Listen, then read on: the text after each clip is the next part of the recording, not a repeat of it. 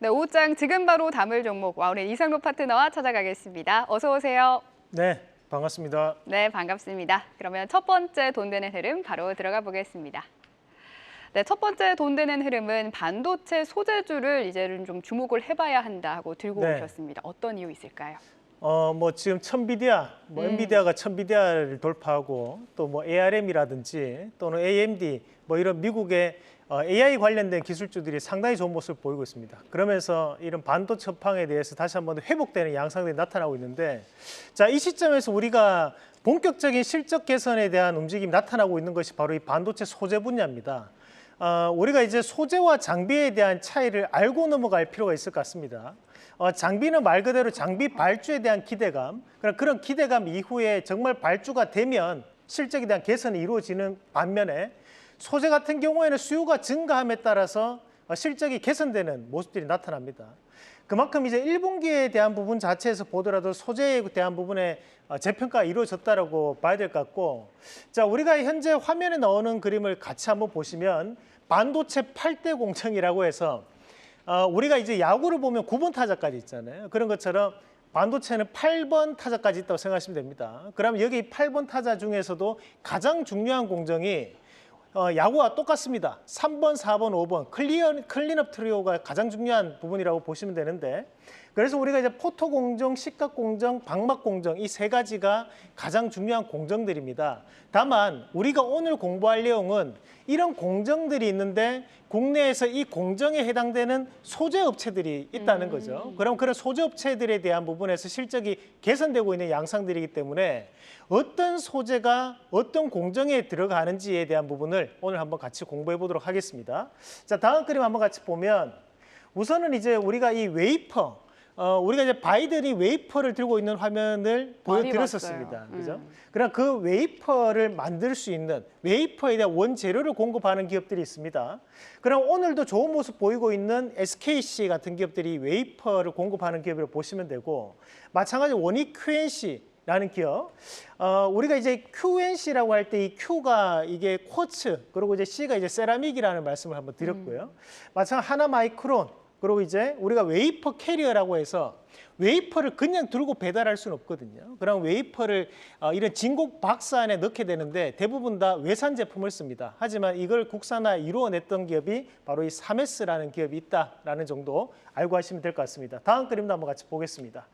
자, 앞서 이제 공정대로 보면 이 노광 공정, 바로 이 포토 공정이 가장 중요한 공정인데, 그래서 과거에 보면 우리가 소부장 관련된 국산화 이슈가 있었을 때 가장 많이 올랐던 기업들이 바로 이 섹터군입니다. 그래서 이 기업들 다시 한번 체크를 한번 해보시면 좋을 것 같고, 다음 그림 한번 같이 보겠습니다. 자, 다음 그림 보시면 이제 식각, 우리가 이제 포토 그림을 그리고 난 다음에 이제 깎아내야 되거든요. 그걸 이제 식각 공정이라고 하는데, 그 식각 공정에서 우리가 가스, 반도체에 특별한 가스들이 존재합니다.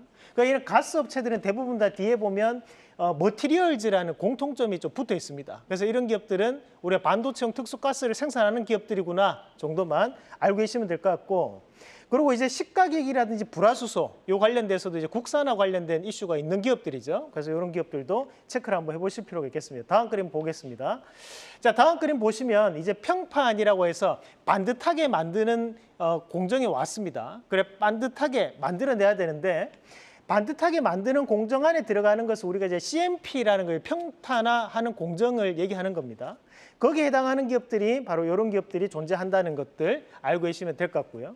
여기 밑에 나오는 이 프리커서라는 부분은 우리가 2차 전지에도 이 프리커서를 쓰게 됩니다. 화합물을 뜻하는 부분들이고, 이 기업들은 또 2차 전지에 관련될 수 있는 기업들이거든요. 그 DNF와 그 JI테크 정도 알고 계시면 될 것 같습니다. 다음 그림도 한번 같이 보겠습니다. 자, 다음 그림 보시면 이제 이 조립 및 패키징으로 들어가면 우리가 이제 후공정은 넘어온다라고 얘기합니다. 앞서까지는 이제 전공정, 그리고 여기가부터가 이제 후공정인데요. 후공정 관련된 부분 자체에서는 이제 삼성전자와 거래를 하느냐, SK하이닉스와 거래를 하느냐를 먼저 한번 따져봐야 되고, 그 다음에는 소재 관련된 기업들을 보시는 게 좋습니다. 자, 그 다음 그림도 한번 같이 보겠습니다. 자, 그 다음 그림 보시면 이제 테스트 또는 이제 패키징 관련된 소재 업체들 많죠. 그래서 이런 기업들까지도 한번 보시면서 실적이 개선되고 있는 기업들 위주로 선별적으로 대응을 하신다면 지금은 소재 기업들을 매수하기 상당히 좋은 조건이다 라는 말씀까지 함께 드리겠습니다. 자, 이렇게 오늘도 한번 재밌는 자료 한번 같이 보셨고, 그럼 본격적으로 종목 한번 같이 보도록 하겠습니다. 우선은 이제 ENF 테크놀로지 한번 같이 보겠습니다. 우리가 이제 ENF 테크놀로지 같은 경우에는 소재 관련된 부분 자체에서도 부각될 수 있지만 또 한 가지 더 있습니다. 바로 이 자회사 중에 유비 머티리얼즈라는 기업이 있는데, 이 유비 머티리얼즈라는 기업이 과거 2022년도에 SK하이닉스 기술혁신 기업으로 선정된 기업이거든요.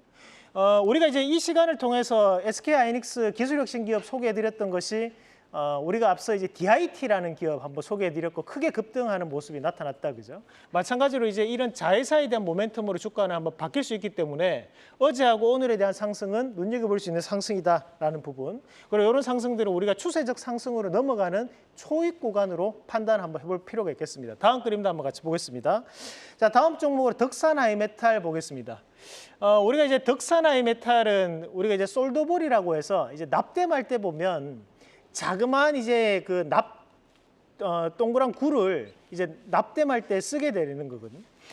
우리가 이제 TSV 공정이라고 해서 SK하이닉스가 HBM을 만드는데 가장 전제적인 조건이 붙는 그 공정 안에 이 솔더볼을 납품하는 기업이기 때문에 이번에 실적도 대단히 좋게 나타났습니다. 그만큼 이런 실적에 대한 개선세가 2분기에도 이어질 가능성이 있다고 보고, 그러면 오늘에 대한 이런 하락세가 보이면서 5일선에 붙는 모습이 나타나는 과정들은 오히려 매수에 대한 관점으로 우리가 저가 매수할 수 있는 그런 과정이 될 수 있다는 말씀까지 함께 드리겠습니다. 네, ENF 테크놀로지와 덕산 하이메탈 말씀해 주셨습니다. 두 번째 돈 되는 흐름도 바로 들어가 보겠습니다. 네, 두 번째 돈 되는 흐름은 팹리스 관련주로 들고 오셨습니다. 삼성전자와 AMD 간의 3나노 협력에 대해서도 또 부각받는 곳이기도 하죠. 관련해서 가온칩스와 제주반도체 오늘 많이 강했는데 오후장에 오늘 네. 담아야 할까요? 우선은 이제 우리가 이 팹리스, 국내 팹리스 관련된 기술력이 사실 전 세계적으로 비하면 높지 않습니다. 우리가 보면 이제 ARM이라든지 또는 엔비디아, AMD는 이제 대학교 논문을 쓰는 정도면 우리나라 기업들은 이제 초등학생 독후감 정도 그런 이제 수준으로 표현을 하면 안 되겠죠, 방송이기 때문에. 그 정도로 이제 차이가 많이 난다 정도만 알아두시면 될 것 같고, 대신에 그에 따른 관련된 기업들은 이제 기대감을 가질 수 있습니다. 그런 기대감을 가질 수 있는 기업들 먼저 가온칩스부터 한번 같이 보도록 하겠습니다. 자, 가온칩스부터 한번 같이 보겠습니다. 가온칩스 일봉에 대한 움직임을 한번 체크해 보시면 전일부터 이제 수급이 조금씩 들어오기 시작합니다. 그런데 지금 이제 눈여겨볼 수 있는 것이 최근에 이제 주가 꾸준하게 하락을 해왔습니다. 우리가 52주 동안에 대한 주가 추이 한번 같이 보도록 하겠습니다. 이 가온칩스는 이제 삼성 관련된 디자인 하우스 기업이라고 보시면 되고, 보면 이제 12만 3천 원대를 고점으로 해가지고 주가가 현재는 이제 8만 8천 원대고 나타나고 있는데, 우리가 이제 그 7만 원 선까지 내려오면 이제 약 주가가 한 40%, 한 45% 정도 하락을 한 거라고 봐야 될 것 같고요. 그러고 난 다음에 현재에 대한 반등은 바닥을 확인하고 난 다음에 다시 한 번 더 반등을 붙이는 과정들이기 때문에 이대로 시세가 죽을 것 같지는 않다. 오히려 이제 충분히 추가적인 이슈화가 좀 나올 수 있다고 보고, 우리가 이 주식에 대한 실적에 대한 공백기에 지금 현재 접어드는 시기거든요. 6월달 같은 경우는 2분기 실적이 합산되는 시기다 보니까 테마성 움직임이 좀 더 강하게 움직일 가능성이 좀 있습니다. 그런 관점에서 봤을 때 이런 이제 팹리스 관련된 기업들, 특히 이제 디자인 하우스 관련된 기업들은 삼성전자가 다시 한 번 더 강하게 반등이 나올 때 또 가장 앞서서 선두권에서 나올 수 있는 기업이기 때문에 우선 가온칩스 첫 번째 기업으로 말씀을 드리겠고, 자, 두 번째 기업으로 제주반도체 한번 같이 보도록 하겠습니다.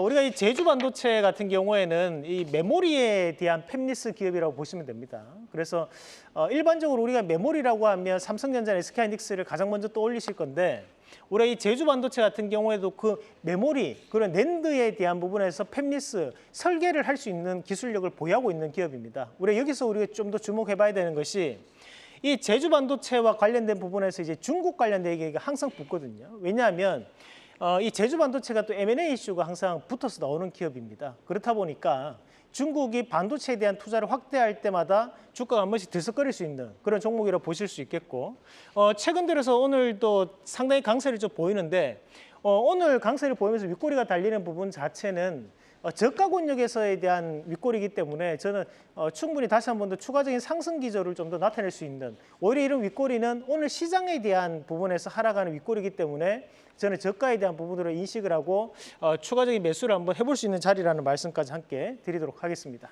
네, 가온칩스와 제주 반도체 추가적인 시세 확인할 수 있다. 오후장에 주목해 보셔야겠습니다. 오늘 수익률 탑5 확인을 해보죠. 오늘 이수페타시스가 순위권 4위로 올라왔습니다. 한 지난주에 최고점을 찍고 조금 하락세를 나오고 있는데 이수페타시스 어떻게 하면 좋을까요? 네, 이수페타시스가 지금 HBM 관련된 기판 이슈가 있습니다. 그죠? 그러면서 지금 주가가 움직이고 있는 상황이기 때문에 현재 SK하이닉스가 현재 시장에서 가장 강한 움직임이 나타냅니다. 그 말인즉슨 결국 HBM 관련된 이슈가 시장을 점령하고 있다고 저는 보거든요. 그런 관점에서 본다면 이수페타시스에 대한 상승도 쉽게 꺼지지는 않는다. 그래서 5달이라는 말씀드릴게요. 오늘도 달린다. 오늘도 달린다. 네, 그래서 좀 더 수익을 극대화할 수 있는 전략으로 말씀드리겠습니다. 네, 그리고 ASR 종목이 2개 더 있습니다. SL과 ENF 테크놀로지인데요. ENF 테크놀로지는 이제 소개하고 한 달 정도 지났는데 수익률이 20% 달성이 됐습니다.